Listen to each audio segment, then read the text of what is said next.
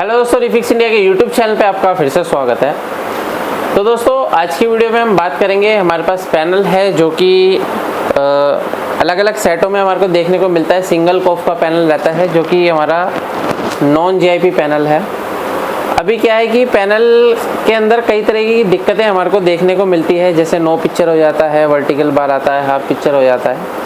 तो इसमें भी कुछ इसी तरीके की दिक्कत हमारे को देखने के लिए मिल रही है, लेकिन इसको हमारे को चेक करने के बाद पता लगेगा कि जो कि इसके अंदर प्रॉब्लम किस टाइप की है। अभी सेट को हमने खोला है और खोलने के बाद हम इसके अंदर लाइव वीडियो बना रहे हैं, तो आपको मैं दिखाऊंगा किस तरीके से हम किसी भी पैनल को चेक कर सकते हैं। अगर आपके पास भी पैनल आते हैं रिपेयर होने के लिए और आपको रिपेयर करने में प्रॉब्लम आती है, और आपके पास भी पैनल आते हैं रिपेयर होने के लिए और आपके पास रिपेयर करने में आपको प्रॉब्लम आती है, तो आप हमारी ट्रेनिंग को ज्वाइन कर सकते हैं। ट्रेनिंग ज्वाइन करने के लिए नीचे दिए कॉन्टैक्ट नंबर पे कांटेक्ट कर सकते हैं। अभी हमारा 1 तारीख से 1 अप्रैल से नया बैच स्टार्ट होने वाला है। अगर आपने ट्रेनिंग ज्वाइन करनी है तो आप अपना रजिस्ट्रेशन डन करा सकते हैं, क्योंकि क्या होता है इसके अंदर हम ज़्यादा मेंबर नहीं लेते हैं। हमारे यहाँ 8 से 10 मेंबर ही रहते हैं, जिसमें कि क्या रहता है कंप्लीट तरीके की प्रैक्टिकली ट्रेनिंग हमारे यहाँ कराई जाती है। तो चलिए स्टार्ट करते हैं। सबसे पहले मैं आपको दिखाता हूँ कि हमारे पास जो पैनल है उसके अंदर किस तरीके की दिक्कत हमारे को देखने के लिए मिल रही है। तो यहाँ पे क्या है, मैं सेट को ऑन करूँगा। यहाँ पे मैंने अपने टेस्टिंग बोर्ड पे ये लगा रखा है, और सेट को हम जैसे ही ऑन करेंगे तो यहाँ पे अगर हम देखेंगे तो पैनल पे देखिए क्या हमारे को देखने के लिए मिलता है। यहाँ पे जो पैनल पे हमारे को कोई भी पिक्चर इसके अंदर देखने के लिए नहीं मिल रही है। यानी कि इतनी देर में क्या होता है, या तो पिक्चर आती है या वर्टिकल बार आता है, स्लो मोशन आता है, लेकिन अभी हमारे को इसके अंदर कुछ भी देखने के लिए नहीं मिल रहा है। यानी कि हमारा पैनल डेड कंडीशन में है। पैनल भी कुछ भी अभी हमारे को नहीं मिल रहा है। अब क्या है कि कई सारे पैनल ऐसे होते हैं जो हमारे पास आते हैं, जो कि मैकेनिक से टेस्ट होके आते हैं, चेक होके आते हैं। कई सारे मैकेनिक हमारे पास रिपेयर कराने के लिए लाते हैं। तो देखिए इस पैनल में काफ़ी सारा काम भी हुआ है, तो इसको हमारे को प्रॉपर तरीके से चेक करना पड़ेगा। अभी चेक करने के लिए सबसे पहले हम मल्टीमीटर को डीसी वोल्ट की रेंज पे लगा लेते हैं। तो जब हम मल्टीमीटर को डीसी वोल्ट की रेंज पे लगाएंगे तो हमारे को क्या करना है, यहाँ पे सभी वोल्टेज को स्टेप बाय स्टेप चेक करना है। अब देखिए, जब भी आप पैनल को रिपेयर करते हैं तो सबसे पहले हमारे को ये चीज़ पता होनी चाहिए कि पैनल जो होता है हमारा किस तरीके से काम करता है। इसके अंदर जो डीसी टू डीसी सर्किट होता है, इसके डाटा शीट, पीडीएफ, सब चीज़ें आपके पास होनी चाहिए, तभी हम प्रॉपर तरीके से पैनल को रिपेयर कर सकते हैं। ये सारी चीज़ें हम अपनी ट्रेनिंग के अंदर बताते हैं, किस तरीके से हम पैनल को रिपेयर करते हैं, सर्किट को कैसे आपको ट्रेस करना होता है। तो अभी फ़िलहाल मैं आपको दिखाता हूँ। यहाँ पे अगर हम देखेंगे तो यहाँ पे देखेंगे 12 वोल्ट की सप्लाई हमारे को मिल रही है, और ये जो 12 वोल्ट की सप्लाई है ये हमारे मदरबोर्ड से आती है। और ये मदरबोर्ड से जो 12 वोल्ट है हमारे डायोड के अंदर जाती है। यहाँ पे जीनल लगा होता है सेफ्टी पर्पज़ के लिए, कि कहीं पे अगर हमारी वोल्टेज इंक्रीज़ होती है तो हमारा ये जीनल डायोड जो होगा वो शॉर्ट हो जाएगा, जिससे कि हमारा आगे का जो डीसी टू डीसी सर्किट है वो हमारा सेफ रहेगा। इसके लिए हमारा ये डायोड लगाया जाता है, मोस्टली पैनल में देखने के लिए मिलता है। अभी ये जो वोल्टेज है ये हमारी जाती है डीसी टू डीसी सर्किट में, और सबसे पहले हमारा जो वोल्टेज बनता है वो 3.3 वोल्ट की सप्लाई इसके अंदर बनती है। अब 3.3 वोल्ट देखिए यहाँ से हमारा जो जाता है वो टीकॉन आईसी में जाता है, रोम आईसी के अंदर जाता है। तो रोम आईसी की अगर हम देखते हैं पिन नंबर 8 पे हमारे को जो है 3.3 वोल्ट की सप्लाई हमारे को यहाँ पे मिलनी चाहिए। यहाँ पे अगर हम देखेंगे तो 3.3 वोल्ट की सप्लाई बिल्कुल ओके है। उसके बाद ये हमारी टीकॉन आईसी है। टीकॉन आईसी में भी हमारा जो वोल्टेज है वो जाता है 3.3 वोल्ट। ये देख सकते हैं आप, 3.3 वोल्ट इनपुट हो रहा है।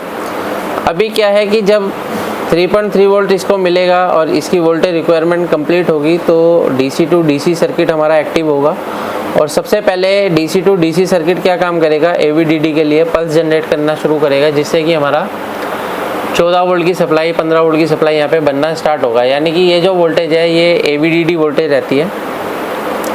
अब ये जो एवीडीडी वोल्टेज है इसको VAA के नाम से भी कई बार डिनोट किया जाता है। तो यहाँ पे अगर आप देखेंगे तो यहाँ पे लिखा है VAA। कई सारे पैनल में AVDD भी लिखा होता है। तो यहाँ पे वोल्टेज जो है हमारा परफेक्ट तरीके से बन रहा है। उसके बाद क्या होता है कि यहाँ से जो वोल्टेज होती है हमारी चार्ज पंप सर्किट में जाती है। तो हमारा ये चार्ज पंप सर्किट है, और ये जो चार्ज पंप सर्किट है जब हमारा एक्टिव होता है तो हमारी जो VGH वोल्टेज होती है वो बनती है। तो अगर आप यहाँ पे देखेंगे हमारा VGH वोल्टेज बिल्कुल परफेक्ट तरीके से जो है हमारा बन रहा है यहाँ पे 32 वोल्ट भी ओके है। उसके बाद और भी वोल्टेज अगर हम देखते हैं यहाँ पे तो VGH के बाद हमारा VGL का सर्किट यहाँ पे बना हुआ है। तो यहाँ पे VGL का अगर हम देखते हैं तो यहाँ पे -6 वोल्ट की सप्लाई हमारे को देखने के लिए मिल रही है। अभी क्या है कि सभी वोल्टेज ओके हैं, लेकिन पैनल के अंदर अभी भी कोई भी पिक्चर नहीं है। तो देखिए क्या होता है, अगर पैनल में पिक्चर नहीं है तो यहाँ पे अगर आप देखेंगे तो इस IC के ऊपर भी थोड़ा सा काम हुआ है। यहाँ पे अगर आप देखेंगे तो रीसोल्ड हुई हुई है या IC चेंज है, कुछ कंफर्म नहीं है। तो फिर भी अगर हम इसको चेक करेंगे तो IC को बाद में हम चेक करेंगे, पहले हम जो है टीकॉन IC को चेक कर लेते हैं। तो जो टीकॉन IC है, टीकॉन IC पे भी काफ़ी सारा यहाँ पे पेस्ट वगैरह लगा हुआ है, क्योंकि यहाँ पे भी कुछ काम हुआ है। तो देखिए क्या होता है, टीकॉन IC को हम प्रॉपर तरीके से चेक कर लेते हैं। चेक करने के लिए सबसे पहले सेट को हम ऑफ़ करेंगे। ऑफ़ करने के बाद यहाँ से हम LVDS को निकाल देंगे और मल्टीमीटर को सेट करेंगे डायोड मोड की रेंज पे। यहाँ पे हम चेक करेंगे टीकॉन IC को। तो टीकॉन IC का देखिए सर्किट कई बार ऐसा होता है, कोई लोग उल्टी LVDS लगा देते हैं, टीकॉन ख़राब हो जाती है, तब भी इस तरीके की दिक्कत आती है। तो यहाँ पे अगर हम इसकी वैल्यू चेक करते हैं तो हमारे को 677 वैल्यू मिल रही है।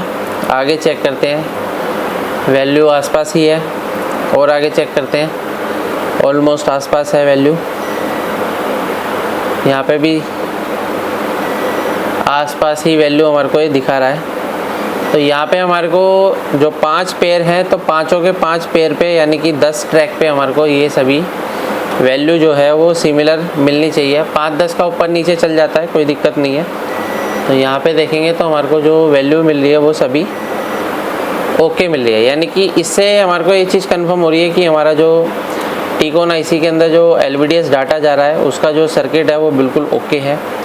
अभी हमारे को ये चीज़ चेक करनी है, टीकॉन IC जो क्या काम करती है, इनपुट लेने के बाद आउटपुट निकालती है। यानी कि जब ये इनपुट लेगी तो RSDS सिग्नल आउट करती है। दूसरा ये हमारा कुछ गेट लाइन के लिए सिग्नल आउट करती है, जो कि हमारा गेट कॉफ के अंदर जाता है। तो सेट को ऑन कर लेते हैं और अभी इसके सिग्नल चेक करेंगे और आउटपुट के अगर सिग्नल देखते हैं, अगर सभी सिग्नल ओके हैं तो हमारी टीकॉन IC 100% ओके है। और आउटपुट में हमारा सिग्नल नहीं निकाल रही है तो इसका मतलब ये टीकॉन IC हमारे को रिप्लेस करनी पड़ सकती है।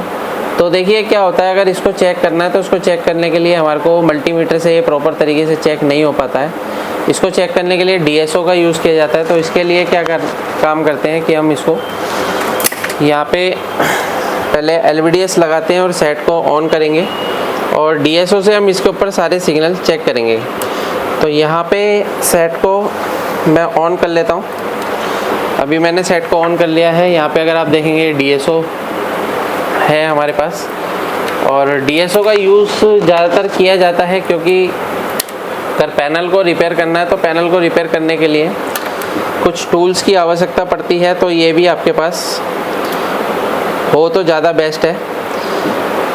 तो चलिए देखते हैं आगे सर्किट। तो यहाँ पे अगर आप देखेंगे तो इसके अंदर कुछ यहाँ पे सिग्नल लिखे हुए भी हैं, जैसे TP सिग्नल है, POL सिग्नल है, CKV है, STV है, OE है और GV ऑन सिग्नल है। तो यहाँ से हम स्टार्ट करते हैं। तो सबसे पहले अगर आप यहाँ पे देखेंगे तो ये हमारा जो सिग्नल है TP सिग्नल है, ये हमारा परफेक्ट तरीके से बन रहा है। और आगे देखते हैं ये हमारा POL सिग्नल है। और तो POL सिग्नल पे अगर आप यहाँ पे देखेंगे तो यहाँ पे हमारे को जो सिग्नल बनता हुआ दिखाई दे रहा है, तो ये भी ओके है हमारा। उसके बाद ये CKV सिग्नल है। तो यहाँ पे हमारे को क्या है, सिग्नल के अंदर थोड़ी सी डिस्टर्बेंस हमारे को यहाँ पे दिखाई दे रही है। और यहाँ पे और आगे चेक करते हैं तो STV सिग्नल यहाँ पे हमारे को मिलेगा। तो यहाँ पे देखते हैं ये हमारा OE सिग्नल है, OE सिग्नल हमारा परफेक्ट मिल रहा है। और STV सिग्नल पे भी अगर हम देखते हैं तो STV पे यहाँ पे हमारे को वोल्टेज देखने के लिए मिल रही है, यानी कि यहाँ पे हमारे को 3.3 वोल्ट यहाँ पे देखने के लिए मिल रही है। तो यहाँ पे मेन क्या है कि सबसे पहले अगर हम यहाँ पे देखते हैं तो CKV पे हमारे को यहाँ पे अगर आप देखेंगे तो CKV का ये ट्रैक है। तो इसके अगर हम यहाँ पे चेक करते हैं रेजिस्टेंस पे, तो यहाँ पे हमारे को ये सिग्नल मिल रहा है। और रेजिस्टेंस से इधर की तरफ अगर मैं चेक कर रहा हूँ तो मेरे को यहाँ पे कुछ इस तरीके से सिग्नल मिल रहा है। तो यहाँ पे सिग्नल में डिफरेंस है। और ऊपर अगर मैं चेक करता हूँ, यहाँ पे अगर आप POL सिग्नल पे देखेंगे तो यहाँ पे कुछ इस तरीके से सिग्नल मिल रहा है और दूसरी साइड देखते हैं तो सेम ही सिग्नल यहाँ पे मिल रहा है। और यहाँ पे टीपी सिग्नल अगर मैं रेजिस्टेंस की इधर की तरफ चेक कर रहा हूँ, यहाँ पे अगर आप देखेंगे रेजिस्टेंस की इधर की तरफ, तो ये सिग्नल हमारे को मिल रहा है। और यहाँ पे देखते हैं इधर की तरफ, तो ये भी सेम हमारे को मिल रहा है। तो यहाँ पे हमारे को एक चीज़ कंफर्म हो रही है कि हमारा जो CKV सिग्नल के बीच में जो रेजिस्टेंस लगी हुई है, उस रेजिस्टेंस में कहीं ना कहीं प्रॉब्लम हमारे को नज़र आ रही है। तो यहाँ पे अगर आप देखेंगे तो हमारे को यहाँ पे प्रॉपर सिग्नल मिल रहा है, लेकिन इधर की साइड हमें सिग्नल पे कुछ भी नहीं मिल रहा है। तो सबसे पहले इस रेजिस्टेंस को हम रिप्लेस करके देखते हैं। यहाँ पे क्या होता है कि यहाँ पे आप 22 ओम की रेजिस्टेंस से लेके 50 ओम की रेजिस्टेंस के बीच में कोई भी रेजिस्टेंस का यूज़ आप कर सकते हैं। तो सबसे पहले इन रेजिस्टेंस को हम रिप्लेस या चेंज करके देखते हैं क्या कंडीशन रहती है। अब जब भी आपको रेजिस्टेंस को रिप्लेस करना है तो इसके लिए हमारे को देखिए पेस्ट चाहिए होता है थोड़ा अच्छी क्वालिटी का। तो यहाँ से मैं पेस्ट को ले लेता हूँ और इसको हम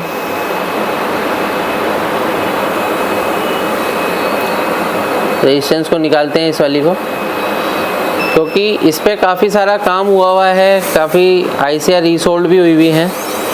तो देखते हैं कि रेजिस्टेंस चेंज करने के बाद हमारा काम बनता है या नहीं बनता है। और अगर किसी ने ये IC बदली होगी तो इस IC को भी हमारे को चेंज करना पड़ेगा, जो कि रोम IC है, क्योंकि रोम IC पे इस पर काफ़ी अच्छी तरीके से इसके अंदर काम किया गया है। तो इसके अंदर से क्या है, हम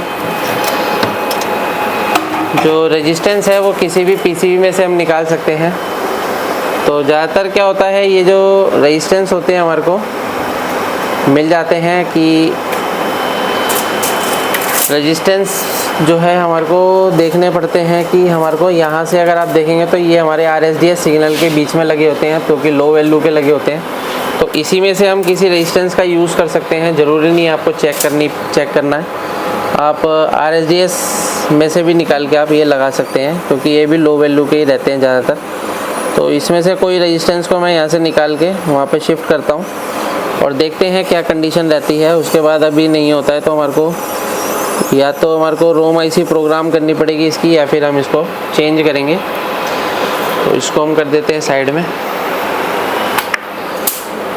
अभी देखिए ये हमने रेजिस्टेंस को रिप्लेस करा है और सेट को फिर से ऑन करते हैं। और यहाँ पे अगर हम सिग्नल देखते हैं तो यहाँ पे हमारे को जो सिग्नल है वो प्रॉपर मिलना चाहिए।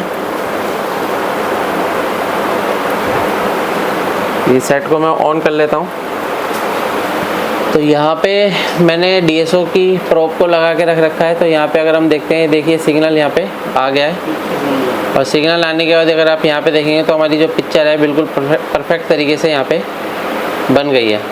तो यहाँ पे अगर आप देखेंगे तो पिक्चर हमारी बिल्कुल ओके बन गई है। अभी यहाँ पे क्या, ये LVDS की थोड़ी सी दिक्कत है, तो LVDS केबल हमारे को थोड़ी सी क्लीन करनी पड़ेगी। यहाँ पे इसको हम थोड़ा सा क्लीन करके अगर हम लगाएंगे तो हमारी ये पिक्चर क्लियर हो जाएगी।